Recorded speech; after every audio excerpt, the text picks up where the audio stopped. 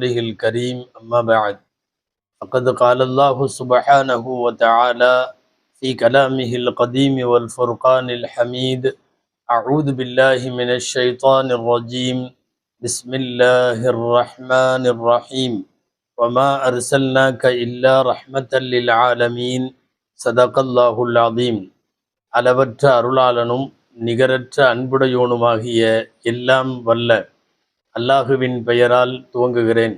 அருமைநாயகம் முஹம்மதுர் ரசூலுல்லா ஸல்லல்லாஹு அலைஹி வஸல்லம் அவர்களின் மீதும் நற்பாக்கியங்கள் நிறைந்த அவர்களுடைய உம்மத்தின் மீதும் குறிப்பாக இக்காணொளியிலே இணைந்திருக்கிற நம் அனைவர் மீதும் எல்லாம் வல்ல அல்லாஹுவின் நல்லருள் என்றென்றும் நிறைவாக உண்டாவதாக. ஆமீன். அல்லாஹுவின் பேரருளால் மாநபி வாழ்வில் மறக்கவியலா நாட்கள் என்கிற பெருமானார் ஸல்லல்லாஹு அலைஹி வஸல்லம் அவர்களினுடைய இந்த வரலாற்று தொடரில் அன்னலார் வாழ்க்கையில் மகத்தான நிகழ்வுகள் நடந்த நாட்களை வரிசைப்படுத்தி முக்கியமான நாட்களும் அதற்குள்ளே ஒளிந்திருக்கும் நிகழ்வுகளையும் பார்த்து கொண்டிருக்கிற வரிசையில் இன்றைய தினம் நமது தலைப்பு ஐயாமு தாயிஃப், தாயிஃபுடைய நாட்கள். நபிகள் நாயகம் ஸல்லல்லாஹு அலைஹி வஸல்லத்தினுடைய வரலாற்றில் அவர்கள் அனுபவித்த கஷ்டங்களில் இந்த உம்மத்தினுடைய பிஞ்சு குழந்தைகளிலே இருந்து பெரியவர்கள் வரைக்கும் தெரிந்து வைத்திருக்கிற நிகழ்ச்சி தாயிஃபிலே பெருமானார் ஸல்லல்லாஹு அலைஹி வஸல்லம் தாக்கப்பட்ட நிகழ்ச்சி.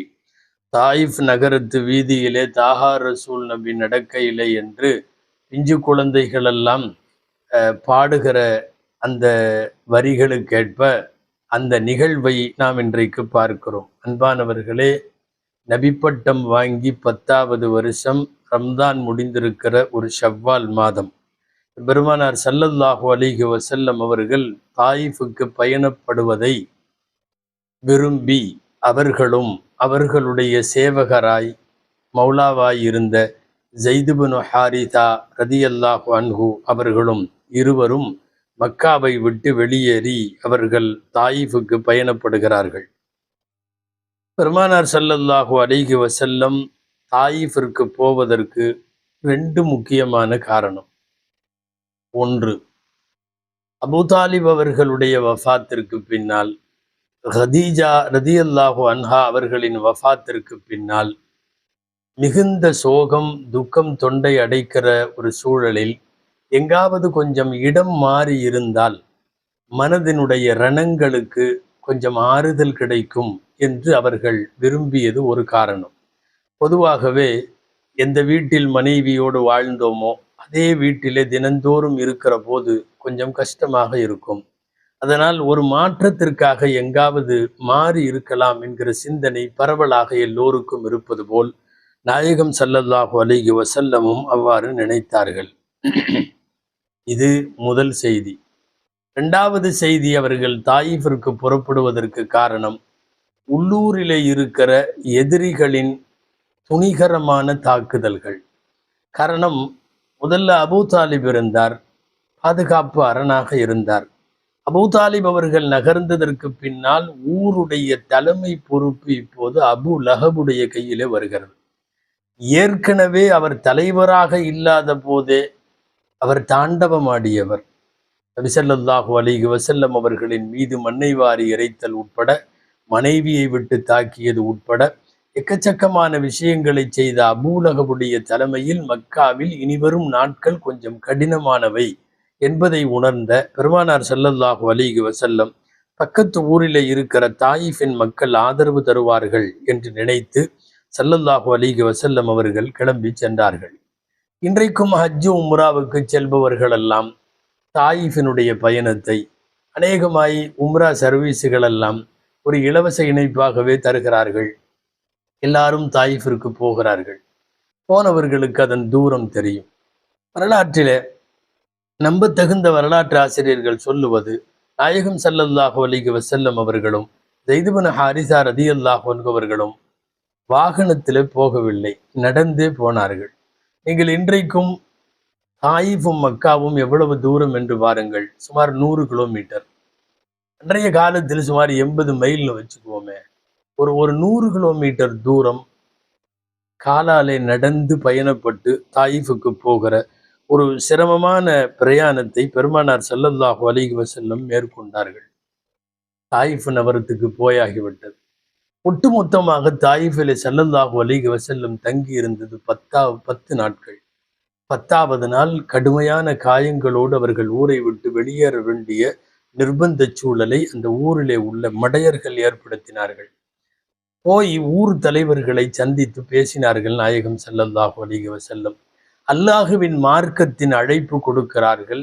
ஏக இறைவன் ஒருவன் என்று சொல்லுகிறார்கள். நான் அல்லாஹுவின் தூதர் என்று சொல்லுகிறார்கள். நிறைய காயம்பட்ட ஒரு இதயத்திலே இருந்து மீண்டும் தஅவா என்கிற அழைப்பு பணியில் தன்னை ஈடுபடுத்தி கொண்டால் ஒரு ஒரு மனதிற்கு உத்வேகமாக உற்சாகமாக இருக்கும் என்று அழைப்பு பணியை தொடங்கினார்கள். போன உடனே அங்கே அவர்கள் முதல்ல சந்தித்த நபர்கள் அந்த ஊரினுடைய முக்கியமான தலைவர்கள். குறிப்பாக அப்துல் அயாலில் என்று சொல்லக்கூடிய ஒரு தலைவரை பார்த்தார்கள். அதுக்கு பிறகு மசூத் என்று ஒருவர், அவர் 2வது தலைவர். மசூதுடைய சகோதரர் ஹபீப் என்பவர் 3வது. இந்த 3 பேரை சந்தித்துத்தான் முதலில் தாங்கள் வந்த விவரத்தை சொன்னார்கள். தாயிஃபின் மக்களிடத்திலே தாவா செய்ய வேண்டும், நான் மார்க்கத்தை எடுத்துச் சொல்ல வேண்டும் என்று கேட்டார்கள். அவர்கள் பொய்ப்பித்தார்கள், வசை பாடினார்கள், திட்டினார்கள். அதுலேயும் இந்த 3 பேர் ஊர் தலைவர்களா இருக்கானே, இவன் பேசின பேச்செல்லாம் வித்தியாசமானது. முதல்ல ஒருத்தர்கிட்ட போய் சொன்ன உடனே அவன் சொன்ன விஷயம், நீ மட்டும் அல்லாஹ்வோட தூதுவரா நபியா இருந்தேன்னா காபாவோட பொத்தி இருக்கிற துணியவே கிழிச்சு போட்டுருவேன் நான் என்று பேசினார். காபா அவங்கள்ட்ட புனிதமான ஒண்ணு, காபாவினுடைய துணி புனிதமான ஒண்ணு. எங்களுடைய பாவத்தைகளுக்கெல்லாம் வந்து காபாவின் திரையை பிடித்து தான் அல்லாஹ்ட்ட மன்னிப்பு கேட்பாங்க. இவன் சொன்னான், நீ மட்டும் ரசூலா இருந்தா காபா துணியவே கிழிச்சிருவேன், நீ எல்லாம் ரசூலா அப்படின்னு கேட்டு ரொம்ப ஏளனமாக ஏகடியமாக அவன் பேசி முடித்தான். 2வது ஆள்கிட்டையும் நபி ஸல்லல்லாஹு அலைஹி வஸல்லம் அந்த ஊர் தலைவர்கள் 3 பேத்துல 2வது ஆள்கிட்ட போய் சொன்னாங்க. அவன் சிம்பிளா ஒரே வார்த்தையில, அல்லாஹ்வுக்கு ஒன்னை தவிர வேற யாரும் நபியா அனுப்புறதுக்கு ஆள் கிடைக்கலையா என்று கேட்டு அவமானப்படுத்தினான். 3வது உள்ள ஹபீப் கொஞ்சம் வித்தியாசமாக பேசினான். என்னன்னா, உன்ட்ட நான் பேசுற தயாரா இல்லை. அதுக்கு என்ன காரணம்?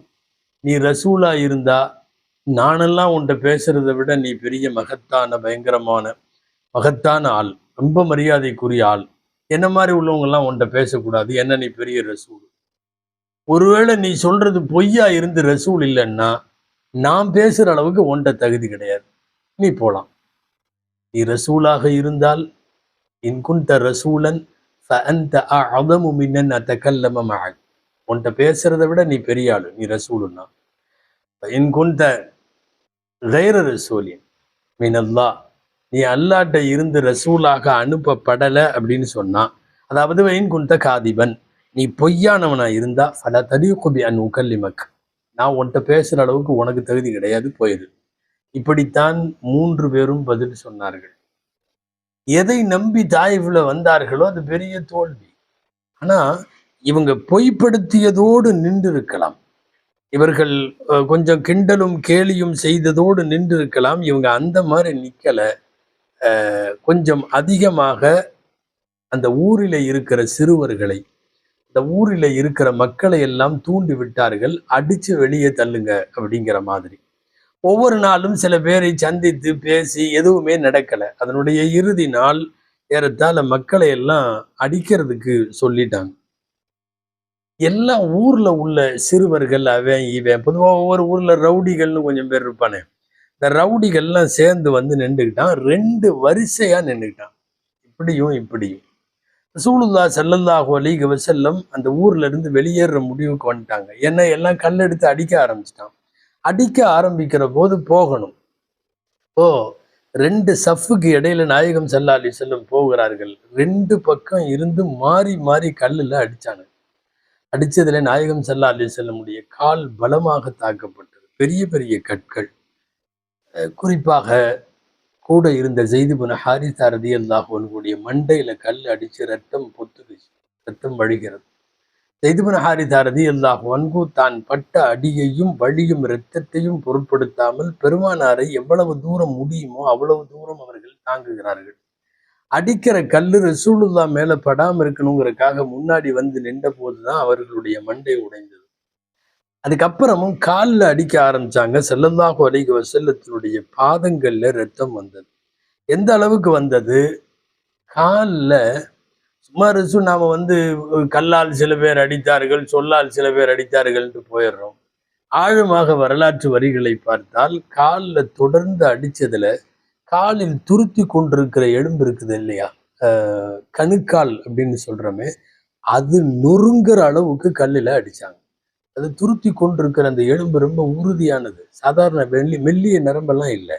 அப்ப நல்லா ஒரு ஒரு திக்கஸ்ட் பார்ட் ஆஃப் த லெக்ன்னு சொல்றோமே, காலில் அவ்வளவு அழுத்தமான கனமான இடம். அந்த எலும்பு உள்ள நொறுங்கி ரத்தம் வடிகிறது. காலை கீழே ஊண்ட முடியல. ஸைத் இப்னு ஹாரிஸா ரலியல்லாஹு அன்ஹுடைய தோளின் மீது பெருமானார் ஸல்லல்லாஹு அலைஹி வஸல்லம் ஒரு கை, ஒரு காலை தூக்கி கொண்டு நடக்கிறார்கள். எவ்வளவு தூரம் நடக்க முடியும்? அடுத்து ஒரு ஒரு தோட்டத்தினுடைய சுவர்ல போய் சாஞ்சு உட்கார்றாங்க. அது வரைக்கும் இந்த இடம், அதாவது இவர்கள் கல்லடி காலில் பட்டு காலை நுண்டி கொண்டு நடந்ததிலே இருந்து அந்த சுவர்ல போய் சாஞ்சு உட்கார்ற வரையும் உள்ள இடம் வந்து 3 கிலோமீட்டர் தூரம். 3 கிலோமீட்டர் தூரம் ஒன்று போனா அது ஒரு பூங்கா, அது ஒரு தோப்பு. அந்த தோப்புக்கு ஒரு சுவர், அந்த சுவர்ல தான் சாஞ்சு உட்கார்றாங்க. அந்த தோப்பு அல்லாஹ் ரசூலுக்கு எதிரியாக இருக்கிற உத்துபா ஷைபா 2 பேத்துக்கும் உள்ளது. இந்த உத்துபா ஷைபாவினுடைய தோட்டத்துல சாஞ்சு உட்கார்ந்துட்டாங்க. எவ்வளவுதான் வலி தாங்க முடியும்? வலியும் இரத்தத்துக்கு இடையில் ஏகப்பட்ட ரணம். தங்களுக்கு மட்டுமல்ல, தங்கள் கூட வந்த சேவகர் ஸைத் இப்னு ஹாரிஸாவும் தலையில ரத்தம் ஒழுக, அல்லாஹுவின் தூதர் காலில் ரத்தம் ஒழுக. அநேகமாக யோசிக்க ஆரம்பிச்சா தாயிஃபினுடைய மடையர்கள் எவ்வளவு தூரம் மூர்க்கத்தனமானவர்கள்னா, கடும் வன்மம் கொண்டு அலைந்த மக்காவில கூட இப்படி யாரும் அடிக்கல, இவ்வளவு யாரும் தாக்கவும் இல்லை. ஆனால் கொஞ்சம் ஒரு ஒரு ஒரு சில நாட்கள்ல வந்து அல்லாஹுடைய அழைப்பை சொல்ல வந்த இடத்தில் பிடிக்கலன்னா எல்லாரும் கூட்டம் கூடி ஊரு கூடி நீ போயிருப்பா, இங்க இருக்காத அப்படின்னு சொன்ன. இல்லை நான் போக மாட்டேன், இங்கதான் இருப்பேன்ட்டு இருந்து அடிச்சிருந்தாலும் பரவாயில்ல. சாத்வீகமான முறையில் ஏகத்துவத்தை எடுத்து சொன்ன இடத்தில் அவர்கள் அடித்த அடி தாயிஃபினுடைய மக்களின் மூர்க்கத்தனத்தை சொல்லுகிறது. யாரோ ஒரு தமிழ் கவிஞர்கள் எழுதியது போல, இவர்கள் விக்கிரகங்களை தெய்வங்களை எல்லாம் வணங்குகிற போது அந்த கல்லு சிலை மேல கற்சிலை மேல பூக்களை போட்டு பூஜை செய்வார்கள். கற்களின் மீது பூக்களை போட்டு பூஜை செய்வதுதான் இவர்களின் வழக்கம். ஆனால் அன்றைக்கு மட்டும் ஒரு பூவின் மீது கல்லை போட்டார்கள். ரசூலுல்லாஹி ஸல்லல்லாஹு அலைஹி வஸல்லம் என்கிற மலரின் மீது கற்களை வீசினார்கள். வலியும் இரத்தத்திற்கு இடையிலும் கேட்கிறார்கள், இது யார் தோட்டம்? நாம எங்க வந்திருக்கோம்? உத்துபா ஷைபாவுடைய தோட்டம். அந்த சுவத்துல தான் நம்ம சாஞ்சு உட்கார்ந்துருக்கோம். இல்லை, இங்கே இருக்க பிடிக்கவில்லை. ஆனால் நடக்க முடியவில்லை. ஒரு ஒரு வலுக்கட்டாயமாக நிர்பந்தத்தினுடைய சூழ்நிலையில் அங்கே இருந்தார்கள். ஹதீஸ்ல வரலாறுல அப்படியே எழுதுறாங்க, கரிஹ ரசூலுல்லாஹி ஸல்லல்லாஹு அலைஹி வஸல்லம் யல்பஸ ஃபீ ஹாதல் புஸ்தான், இந்த தோட்டத்தில் சாய்ந்து கொண்டு தங்குவதை நாயகம் ஸல்லல்லாஹு அலைஹி வஸல்லம் வெறுத்தார்கள். இதுல என்னன்னா, அடி வாங்கி அவர்கள் நொண்டி கொண்டு வருகிற காட்சியை பார்த்தவன் மனது எதுவுமே பதறவில்லை. மக்காவாக இருந்தால் பதறி இருப்பார்கள், தாயிஃபில் பதறல யாரும். இங்கே 2 அறிவிப்பு வருகிறது வரலாற்றில். ஒரு அறிவிப்பு என்னன்னா, தோட்டத்தின் உரிமையாளரான உத்பாவும் ஷைபாவும் தூரத்தில் இருந்து இவர்கள் அடி வாங்கி வலியும் இரத்தத்தோடு வந்து தங்கள் தோட்டத்திலே சாய்வதை பார்த்தார்கள். மனதிற்குள் மகிழ்ச்சியோடு முகம்மது அடி வாங்குவதை அவர்கள் ரசித்து பார்த்தார்கள் அப்படிங்கிறது சில வரலாற்று ஆசிரியர்கள் எழுதியிருக்கிற செய்தி. இன்னொரு செய்தி, இல்லை அப்படி இல்லை, அவங்களும் வந்து முகம்மதுவுக்கு எதிரி தான், சந்தேகம் இல்லை. ஆனா இந்த அளவுக்கு அடிச்சது அவங்களுக்கும் கொஞ்சம் வருத்தமா இருந்தது. என்னன்னா, பாவிகளா, அந்த ஊர்ல மதிக்கப்படுகிற மிகப்பெரிய ஒரு ஆளு, மிகப்பெரிய குடும்பம், ஹாஷிம் கோத்திரத்தினுடைய ஒரு குலக்கொழுந்து, குறைஷிகளினுடைய வார்ப்பு, ஒட்டுமொத்தமாக அந்த ஊர்ல இவங்களை விட ஒரு ராஜ ஃபேமிலி வேற யாரும் இல்லை, அவரை இவ்வளவு தூரம் அடிச்சிட்டாங்களே அப்படிங்கிற வருத்தம் அந்த 2 பேத்துக்கும் இருந்தது. அவர்கள் எதிரிகள். அந்த அதாவது சில நேரம் எதிரிகளே பார்த்து இறக்கப்பட்டுருவான்னு வருதல்ல, அப்படி ஒரு கொடுமை. அந்த மாதிரி இந்த மாதிரி அடிச்சிருக்க கூடாது, இப்படி அடிச்சிட்டாங்களேன்னு சொல்லி ஒரு விதமான மனக்கவலையோடும் பதட்டத்தோடு தான் அந்த காட்சியை அவங்க பார்த்தாங்க. அதனால தான் அந்த தோட்டத்துல விளைஞ்ச பேரிச்சம்பழத்தை கொஞ்சம் திராட்சை பழத்தை கொஞ்சம் பறிச்சு ஒரு தட்டுல வச்சு ஒரு கூலியாள்கிட்ட வேலைக்காரன்ட்ட கொடுத்து கொண்டு போய் முகம்மதுவுக்கும் அந்த கூட இருக்கிற தோழருக்கும் கொடுன்னு தட்டுல பேரிச்சம்பழம் வச்சு இது திராட்சை பழம் வச்சு கொடுத்தாங்க. ஏன்னா கடுகளவு கூட ஈவு இறக்கம் இல்லாம இதை ரசிச்சு பார்த்துருந்தா திராட்சை பழம் கொடுத்துருக்க வேண்டிய அவசியம் இல்லை. அப்படி கொடுத்துருக்கிறத வச்சு இப்படியும் வரலாற்று ஆசிரியர்கள் எழுதுகிறார்கள். இதை இங்கேயே நிறுத்துவோம். திராட்சை பழம் கொண்டு வந்து கொடுத்தப்ப என்ன நடந்ததுங்கிறத நான் அப்புறம் சொல்றேன். இப்ப பாருங்கள், பெருமானார் ஸல்லல்லாஹு அலைஹி வஸல்லம் அந்த தூணில் வலியும் இரத்தத்தோடு ரணத்தோடு வலியோடு அவ்வளவு சீக்கிரமா துவா செஞ்சதில்லை. ஆனால் கால்களில் வலியும் இரத்தம், ஜெய்துபின் ஹாரிதாவினுடைய தலையில் வலியும் இரத்தம், 2 ஜோடி கண்களிலும் வலியும் கண்ணீர், கண்ணீரோடு ஸல்லல்லாஹு அலைஹி வஸல்லம் கையேந்தி விட்டார்கள். அல்லாஹ்ட்ட துவா செஞ்சுட்டாங்க, கையை ஏந்தி துவா செஞ்சாங்க. வரலாற்றிலே புகழ்மிக்க ரசூலுல்லாஹி ஸல்லல்லாஹு அலைஹி வஸல்லமினுடைய ரணமிக்க வார்த்தைகளில் வழி நிறைந்த துவா அது. அல்லாஹும்ம இன்னி அஷ்கு இலைக்க ضعف قوتي وقلة حيلتي. என்ன துவா? அல்லாஹும்ம யா அல்லாஹ் இன்னி அஷ்கு இலைக், நான் உன்னிடத்தில் முறையிடுகிறேன். ضعف قوتي, என்னுடைய சக்தி எல்லாம் பலவீனமா இருக்கு. وقلة حيلتي, எனக்கு தந்திரமெல்லாம் தெரியாது, என் தந்திர குறைவை நான் முறையிடுகிறேன். என் சக்தி பலவீனமாக இருப்பதை நான் முறையிடுகிறேன். வஹவானி அலன்னாஸ், மக்கள் என்னை லேசா நினைச்சு இப்படி அடிக்கிறத நான் உன்கிட்ட சொல்றேன். யா அர்ஹமர் ராஹிமீன், நீதான் கிருபையாளர்களுக்கெல்லாம் கிருபையாளன்.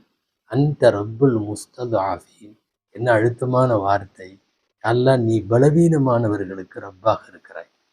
நீ பலமானவங்களுக்கு மட்டும் ரப்பு இல்லையே, நீ பலவீனமானவர்களுக்கு ரப்பாக இருக்கிறாய். அந்த ரப்பி, நீதான் என்னுடைய ரப்பு. துவாவோடு கேட்கிறார்கள் அழுது கொண்டே. இலாமன் தக்கிலும், அல்லாஹ், என்னை நீ யாரிடத்திலே ஒப்படைத்தாய்? என்னை யார்கிட்ட ஒப்படைச்சிருக்க? இப்படி நான் அடி வாங்கிறனே, என்னை இப்படி செய்கிறார்களே. இலாமன் தக்கிலுனி, நீ யாரிடம் என்னை ஒப்படைக்கிறாய்? இலா பஈதின் யதஹஜ்ஜமுனி அவ் இலா அதுவின் மல்லக்தஹு அம்ரி, நீ என்னுடைய தூரமான இடத்துல என்னை தள்ளிட்டியா? என்னுடைய எதிரி இடத்திலேயே என்னை சொந்தமாக்கி கொடுத்து விட்டாயா? பரவாயில்ல. இல்லம் யகுன் பிக அலைய கதபுன், இவ்வளவுக்கும் பின்னாடியும் யாரோ எப்படியோ அடிக்கட்டும், நீ மட்டும் என் மேல கோபமா இல்லைன்னா, அல்லாஹ், நீ மட்டும் என் மேல கோபமா இல்லைன்னா ஃபலா உபாலி, எனக்கு எந்த கவலையும் இல்லை. நீ என் மேல கோபப்படலை அப்படின்னா எனக்கு எந்த கவலையும் இல்லை என்று நீண்ட துவாவை ஓதி முடிப்பார்கள். ஃபலா ஹவுலலி வலா குவத இல்லா பிக், எனக்கு எந்த சக்தியும் கிடையாது உன்னை தவிர என்று அடிபட்டு ரணமாகி வழியும் இரத்தத்துக்கிடையில் வந்த வார்த்தைகள். நீ பலவீனமானவர்களின் ரப் என்று சொல்லுகிற போது, என் சக்தியெல்லாம் பலவீனமாகி விட்டது யா அல்லாஹ் என்று சொல்லுகிற போது, தந்திரம் தெரியாமல் நிற்கிறேன் என்று சொல்லுகிற போது, நபி ஸல்லல்லாஹு அலைஹி வஸல்லம் வாழ்க்கையில அனுபவித்த மிக கஷ்டமான நாட்களில் பின்னாளில் ஒரு தடவை ஆயிஷா ரலியல்லாஹு அன்ஹா கேட்பார்கள். நான் சொல்லுகிற இந்த அறிவிப்பு சஹீஹுல் புகாரியில இருக்கிறது.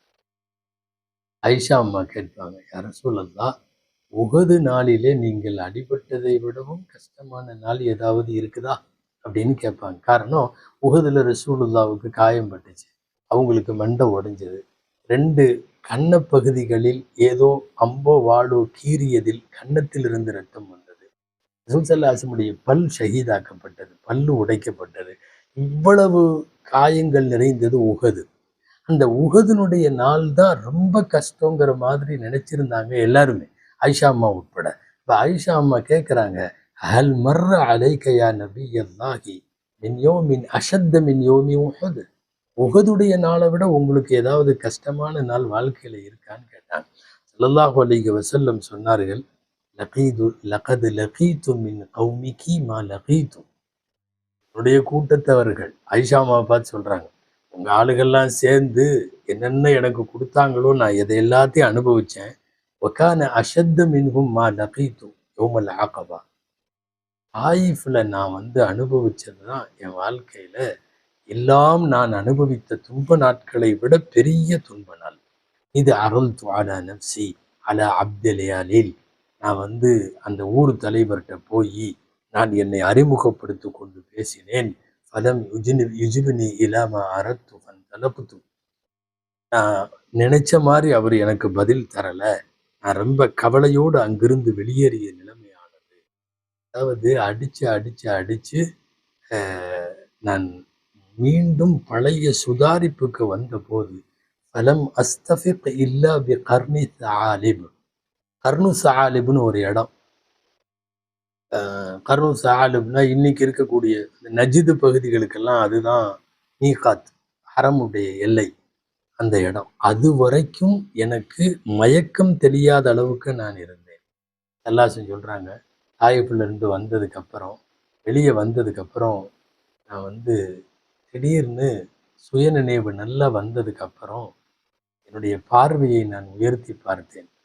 திடீர்னு ஒரு கருமேகம், திடீர்னு எல்லா பக்கம் வெட்ட வெளிச்சமா திடீர்னு தங்களுக்கு முன்னாடி ஒரு கருமேகம். வேறு யாரும் இல்லை, மலக்குகள். ஹஜ்ரத் ஜிப்ரீல் அலைஹிஸ்ஸலாம் வருகிறார்கள். அவர்களோடு ஒரு மலக்கும் வருகிறார்கள். ஜிப்ரீல் அலைஹிஸ்ஸலாம் சொன்னார்கள், அல்லாஹுவின் தூதரே, வருத்தப்படாதீங்க, கவலைப்படாதீங்க. இதோ அல்லாஹு தாலா உங்களுக்கு உதவுவதற்காக மலக்குகள்ல மலைக்குள்ள மலக்குகளை அனுப்பி வைத்திருக்கிறான். அவர் உங்கள்கிட்ட சொல்லுவார். மலைகளுக்கென்று நியமிக்கப்பட்ட மலக்குகள்ல பல்வேறு பிரிவு இருக்காங்க இல்லையா? மழைக்காக, மழை பொழிவதற்காக நியமிக்கப்பட்டவர் மாதிரியே பூமியில ஆங்காங்க இருக்கிற மலைகளுக்காகவும் மலக்கு இருக்கிறார். அந்த மலக்கு நபி ஸல்லல்லாஹு அலைஹி வஸல்லம் இடத்துல பேசுகிறார். இன் ஷிஅத உத்பிகு அலைஹிம் அல் அக்ஷபைன். சஹீஹுல் புகாரி. அல்லாஹுவின் தூதரை, நீங்கள் விரும்பினால் 2 மலைகளுக்கு மத்தியில் வைத்து இந்த ஊர் மக்களை நசுக்கி விடுகிறேன். உண்மையாகவே மலைகளுக்கு மத்தியிலே வைத்து நசுக்கப்படுவதற்கு அவர்கள் தகுதியானவர்கள் தான். காரணம், மனிதகுல வரலாற்றில் வரம்பு மீறிய மாபெரும் பாதகச் செயலை அவர்கள் செய்தார்கள். அல்லாஹுவின் தூதர் வாயிலிருந்து என்ன வந்திருக்கும்? கண்கள்ல வழிகிற கண்ணீர், உடம்பெல்லாம் வழிகிற ரத்தம், கூட உள்ளவருக்கு ரத்தம், நடக்க முடியாத கால். என்ன வார்த்தை வந்திருக்கும்? செஞ்சிருங்கன்னு தானே சொல்லணும், இயல்பான மனிதராக இருந்தால். பெருமானார் ஸல்லல்லாஹு அலைஹி வஸல்லம் அந்த மனக்கிடத்திலே சொன்னார்கள், அர்ஜூ ஐ யுக்ரிஜ் அல்லாஹு மின் அஸ்லாபிஹிம் மை யஅபுதுல்லாஹ வஹ்தஹு வலா யுஷ்ரிகு பிஹி ஷைஆ. விட்டுருங்க, வேண்டாம், எதுவும் பண்ண வேண்டாம். நான் அல்லாஹுவிடம் ஆதரவு வைக்கிறேன். அல்லாஹு தஆலா இன்றைக்கு என்னை அடித்த இந்த சந்ததிகளின் வம்சத்திலே இருந்து இணை வைக்காமல் அல்லாஹுவை மட்டும் வணங்கக்கூடிய ஒரு கூட்டத்தை அல்லாஹ் நிச்சயமா உருவாக்குவான் அப்படின்னு நான் நினைக்கிறேன், விட்டுருங்க. அதாவது வருங்காலத்தை கருத்தில் கொண்டு தன்னுடைய தனி நபர் சார்ந்த கோபதாபங்களை எல்லாம் வென்று விழுங்குகிற உச்சகட்ட மனிதநேயம் பெருமானார் ஸல்லல்லாஹு அலைஹி வஸல்லமினுடைய மனிதநேயம். வேணான்னு சொல்லிட்டாங்க மலக்குகள்கிட்ட. தாயிஃப் மக்கள் காப்பாற்றப்பட்டார்கள் என்பது மட்டுமல்ல, ரசூலுல்லாஹ் நினைத்த வரலாறு நடந்தது. இன்னைக்கு இந்த தாயிஃப் இஸ்லாமிய கோட்டை. தாயிஃபினுடைய எந்த குடும்பத்திலேயும் அல்லாஹுவை இணை வைக்கிற முஸ்லிம் அல்லாதவர்கள் கிடையாது. அல்லாஹ் ஏற்படுத்திய பெருமானார் ஸல்லல்லாஹு அலைஹி வஸல்லமுடைய கபூலான துவாவுக்கு அடையாளம். வாருங்கள், அடிபட்டு ஒரு தோப்பினுடைய ஒரு பூங்காவினுடைய தோட்டத்தினுடைய சுவற்றில் சாய்ந்து கொண்டிருக்கிற போது தோட்ட உரிமையாளர்களாலேயே தரப்பட்டு ஒரு தட்டுல திராட்சை பழத்தை வச்சுக்கிட்டு ஒரு தம்பி எடுத்துட்டு வர்றாரு. இந்த தம்பிக்கு பேரு அத்தாஸ், வாலிபர். இந்த அத்தாஸ் தட்டுல திராட்சையோட ரசூலுல்லாஹ் இடத்துல நீட்டுகிறார். தேவைப்பட்டது. ரொம்ப அடி வாங்கி இருக்கிறப்ப, ரணமா இருக்கிறப்ப, ஏதாவது குடிக்கிறதுக்கு சாப்பிட்றதுக்கு நீட்டிய உடனே ரசூல் ஸல்லல்லாஹு அலைஹி வஸல்லம் அந்த திராட்சை பழத்தை எடுத்து சாப்பிட்டாங்க. சாப்பிட ஆரம்பிக்கிறப்போ பிஸ்மில்லாஹிர் ரஹ்மானிர் ரஹீம்னா அந்த அத்தாஸுக்கு ஆச்சரியமா இருந்தது. ரொம்ப வியப்பா பார்த்தார். ஸல்லல்லாஹு அலைஹி வஸல்லம் கேட்டாங்க, உன் பேர் என்ன? என் பேர் அத்தாஸ். நீ எந்த ஊர்? நான் நைனுவா. நைனுவாவா அப்படின்னு சொல்லிட்டு ஸல்லல்லாஹு அலைஹி வஸல்லம் அவர்கள் திராட்சை பழத்தை பிஸ்மில்லா சொல்லி சாப்பிட்ட உடனே இப்ப அந்த தம்பி கேட்டார், அத்தாஸ், நீங்க இப்போ ஒரு வாக்கியம் சொல்லி சாப்பிட்டீங்களே, ஆமா, இது எங்க ஊர்ல தான் சொல்லுவாங்க. எந்த ஊர் உங்க ஊர்? நைனுவா. சொல்ல உடனே சொன்னாங்க, நைனுவா, ஆமா, அல்லாஹுவின் தூதரும் எனது சகோதரருமான யூனுஸ் நபியுடைய ஊர். துள்ளிட்டார் அந்த பையன். யூனுஸ் உங்களுக்கு தெரியுமா? யூனுஸ் நபியை தெரியுமா? தெரியும், அவர் அல்லாஹுவின் தூதர், நாங்கள் எல்லாம் நபிமார்கள், அவர் எனக்கு முன்னாலே வாழ்ந்த சகோதரர் அப்படின்னு சொன்ன உடனே அதே யூனுஸ் அலைஹிஸ்ஸலாம் அவர்களினுடைய வம்ச வழியில நபிமார்களாக வந்த இவர்களும் ஒரு நபி. அதாவது எதிரிகள் 2 பேர் முதலாளிகள் அங்க தூரத்தில் நின்று பார்த்துட்டு இருக்கிறான். அவர்களுடைய தோட்டம் திராட்சையை கொடுக்க வந்த இடத்துல என்ன நடக்குது? அத்தாஸும் ரசூலுல்லாஹுவும் நெருங்கி விடுகிறார்கள். அதை சொல்லுவாங்கல்ல, ரணகளத்துக்கு இடையிலையும் ஒரு ஆறுதல், ரணங்களுக்கு இடையிலையும் ஒரு கிளுகிழுப்பு. அடிபட்டு உட்கார்ந்து இருக்கிற இடத்துல அத்தாஸை பார்த்த உடனே ஸல்லல்லாஹு அலைஹி வஸல்லம் இதையெல்லாம் பேசினதுக்கு அப்புறம் அத்தாஸ் சொன்னார், நான் உங்களை ஈமான் கொள்ளுகிறேன். அஷ்ஹது அல்லா இலாஹ இல்லல்லாஹ் வ அன்னக ரசூலுல்லாஹ். திராட்சை கொடுக்க வந்த பையன் கலிமாவையும் சேர்த்து சொல்லி முஸ்லீம் ஆகிவிட்டான். நான் இங்க இன்னொரு செய்தியும் சொல்ல வேண்டும். கருத்து வேறுபாடுகளுக்கு அப்பாற்பட்டு வரலாறுல பதிவாய் இருக்கிறத சொல்லிடுறேன். அத்தாஸ் கலிமாவை சொல்லிட்டு திராட்சை தட்டை கொடுத்துட்டு அங்க இருந்தவர் எந்திரிச்சாரு. திடீர்னு ஒரு குனிந்தார். ஸல்லல்லாஹு அலைஹி வஸல்லமுடைய நெற்றியில முத்தமிட்டார். அடுத்து நபி ஸல்லல்லாஹு அலைஹி வஸல்லமுடைய கையில முத்தமிட்டார். சீரத்தை இப்னு ஹிஷாம் உலகத்தின் மூத்த வரலாற்று நூல், முன்னோடியான நூல். இப்னு ஹிஷாம் எழுதுகிறார், ரசூல் ஸல்லல்லாஹு அலைஹி வஸல்லத்தினுடைய காலையும் பிடிச்சு முத்தமிட்டார். யார்? அத்தாஸ். இன்னைக்கும் அவர்கள் உட்கார்ந்திருந்த இடமும், இஸ்லாத்திலே சேர்ந்த இடமும், ரசூல் ஸல்லல்லாஹு அலைஹி வஸல்லம் திராட்சை சாப்பிட்ட இடமும் இன்னைக்கும் தாயிஃப்ல மஸ்ஜித் அத்தாஸ் பள்ளிவாசல் என்று இருக்கிறது. ஒரு நிறைய பேர் அத்தாஸ் பள்ளிவாசலுக்கு போய்விட்டு வருகிறார்கள். பெருமானார் ஸல்லல்லாஹு அலைஹி வஸல்லம் ஒதுங்கி அண்டி இருந்த இடம். இங்க தாயிஃபிலிருந்து வெளியே வருகிற போதே கிடைத்த ஆறுதல்ல 2 பெரிய ஆறுதல். ஒரு ஆறுதல் இது என்னன்னா, அத்தாஸ் அந்த ரணகளத்துக்கு இடையிலையும் அந்த ஊர் மக்கள் அவன் கிடக்குறான், அவன் இந்த களிமா சொல்லலைன்னாலும் இதோ நான் உங்களுக்கு களிமா சொல்றேன்னு ஒருத்தர் அல்லாஹ் கொடுத்தது. இன்னொன்னு, அங்கிருந்து கொஞ்ச தூரம் நல்ல மயக்கமெல்லாம் தெளிஞ்சு ஓரளவு ரெடியானதுக்கு பிறகு சுபுகு தொழுகையை நஹ்லா என்கிற இடத்தில் தொழுகிறார்கள். நாயகம் ஸல்லல்லாஹு அலைஹி வஸல்லம் இந்த இடத்துக்கு பேரு நஹ்லா. தக்பீர் கட்டி தொழுகிறார்கள். ஒரு சில அறிவிப்புல வருது, சூரா அர்-ரஹ்மானை அங்கே ஓதுகிறார்கள் என்று. அர்-ரஹ்மான் அல்லமல் குர்ஆன். ஸல்லல்லாஹு அலைஹி வஸல்லம் எல்லாத்துக்கும் தெரியும். ஐயா அலாஇ ரப்பிக்குமா துகத்திபான் என்று மிக அழகான வசனங்களை உள்ளடக்கிய அர்-ரஹ்மான் யார் ஓதினாலும் கவனிக்க தோன்றும். அப்படிப்பட்ட அந்த இடத்துக்கு அந்த சூறாவை ஓதனா தொழுகை முடிந்து திரும்பி பார்த்தால் ஜின்களின் பெரும் கூட்டம் அமர்ந்திருக்கிறது. நஹ்லாவில் வச்சு சூரத்துர் ரஹ்மானை கேட்டுக்கொண்டு ஸல்லல்லாஹு அலைஹி வஸல்லமுடைய அந்த ஓதுதலை கேட்டுவிட்ட ஜின்கள் குழுமி இருந்தார்கள். அதாவது தாயிஃப்ல மனுஷர்கள் தானே ஈமான் கொள்ள, நபியே இங்க பார், உங்களுக்கு ஜின்களே உங்களை ஈமான் கொள்ள வந்திருக்கிறது என்று அல்லாஹ் தந்தது போல ஒரு ஆறுதல்.